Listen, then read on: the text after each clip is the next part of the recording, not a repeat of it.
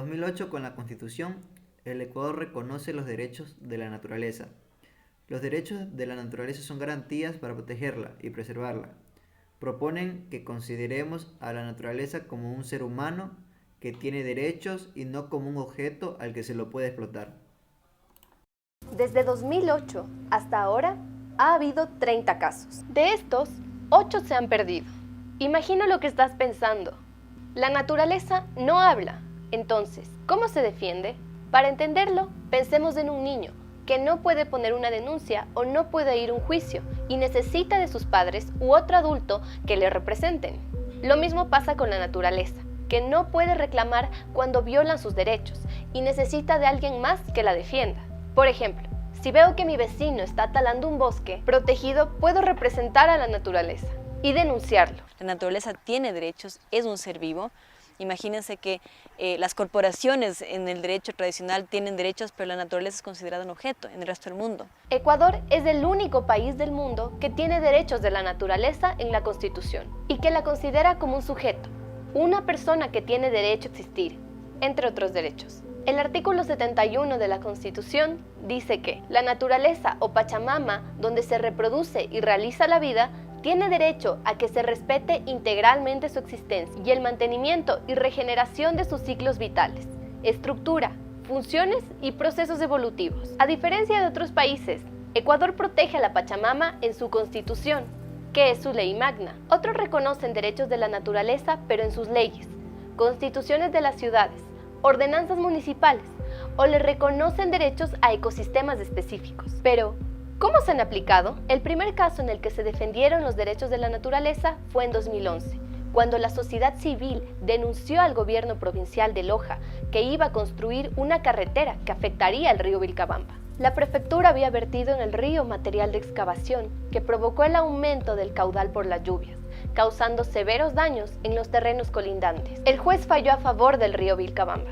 Otro ejemplo en el que se respetaron los derechos de la naturaleza fue en Galápagos. En esta ocasión, la naturaleza defendida fueron los tiburones, que habían sido pescados ilegalmente y sus aletas iban a ser vendidas.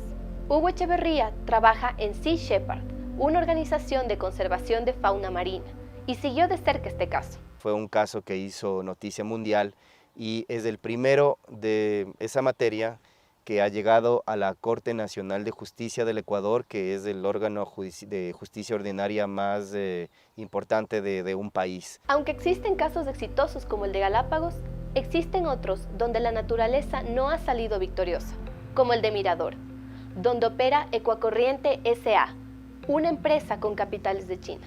El proyecto está ubicado en la provincia de Zamora Chinchipe, en la cordillera del Cóndor, uno de los puntos más biodiversos del país. Hasta el 2018 se había deforestado allí 1.307 hectáreas de bosque. Esto equivale aproximadamente a 15 campus de la Universidad de Harvard. En los informes entregados antes de que empiece la operación, se demostró que había 4 especies que estaban en grave peligro de extinción. En la demanda dice que en 17 años la mina generará 144 millones de toneladas de desechos de roca.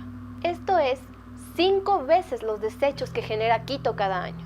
Pero Quito mide 12 veces más que Mirador. A pesar de estos datos contundentes, la naturaleza, que en ese entonces estaba representada por varios colectivos y líderes ambientales, perdió el juicio y se comenzaron los trabajos previos a la extracción minera de Cóndor Mirador. Entonces, ¿se cumple o no a su totalidad el artículo 71 de la Constitución?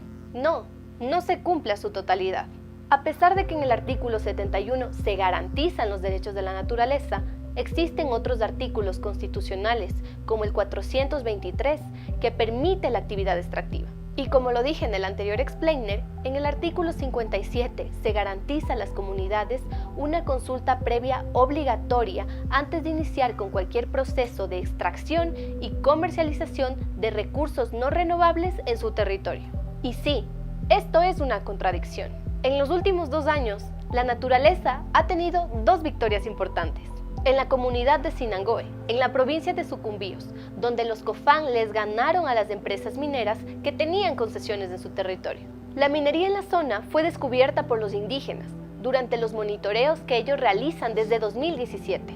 Este es un caso exitoso para los derechos de la naturaleza. La otra fue en Río Blanco, en la provincia de Azuay, donde las comunidades le ganaron a la empresa EquaGold Mining South America S.A. con una petición a la Defensoría del Pueblo, señalando que el proyecto minero Río Blanco afectaría a 615 hectáreas del área de amortiguamiento del Parque Nacional Cajas y 70 hectáreas del bosque protector Molleturo-Mollepongo. ¿Cómo se resolverán los casos del futuro donde más personas quieran defender a la naturaleza?